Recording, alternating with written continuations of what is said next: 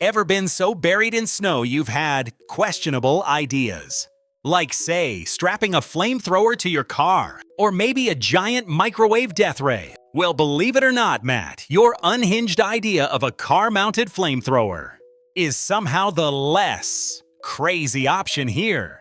Plus, a flamethrower won't kill your Wi-Fi unless, you point it at the router. Please don't do that. This whole wild thought experiment started back in 2015. Boston was drowning in a truly biblical amount of snow.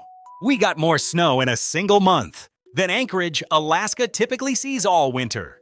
Our entire transit system just gave up. Roofs were caving in under the weight. It got so bad the mayor held a press conference to basically say, "I got nothing. Hopefully it stops." So yeah, snow removal was a hot topic. But here's the cold, hard truth. Snow is a beast to melt. Your microwave plan sounds smart on the surface. It's clean, it's efficient, it's modern. We don't use flamethrowers in our kitchens, right? Usually.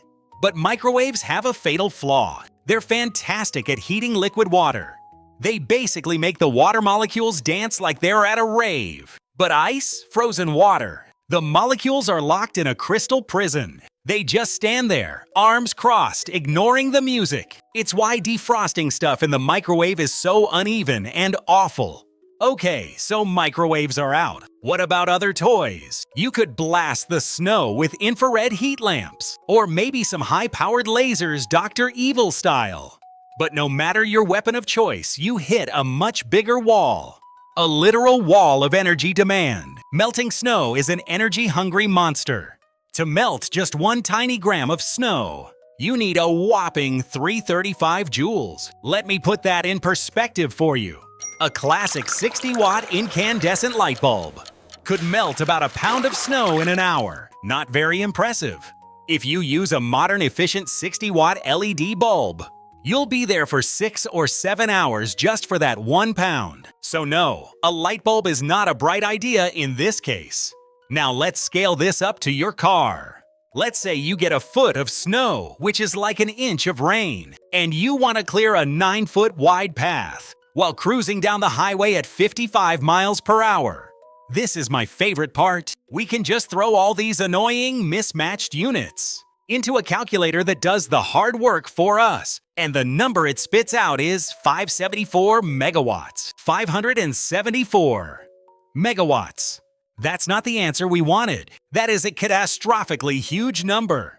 For context, a nuclear reactor on a massive aircraft carrier, it generates less than 200 megawatts. To melt snow in front of your Toyota, you'd need to strap 3 of those reactors to your roof, which might create some new traffic problems. So, what about your original flamethrower dream? Gasoline is a powerhouse of energy density, it's true.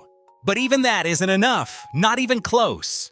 Your flamethrower's gas tank would need to be the size of a building. You'd run out of fuel constantly. In America, we measure gas mileage in miles per gallon. With your snow-melting flamethrower blazing away, your mileage would be about 17 feet per gallon. Not miles, feet. You'd be vaporizing almost 5 gallons of gas every single second. You're way better off ditching the whole melting fantasy. Instead, take a lesson from the railroads. They use literal jet engines on trains to blow snow off the tracks, because in the end, it's just so much easier to push the snow out of the way. So it turns out Matt was right about one thing. The flamethrower idea was totally impractical. Although if you're not careful with that jet engine snowblower, you might just create a whole new set of problems. Dear viewers, thank you for being here. Stay tuned to the channel for tons of exciting videos.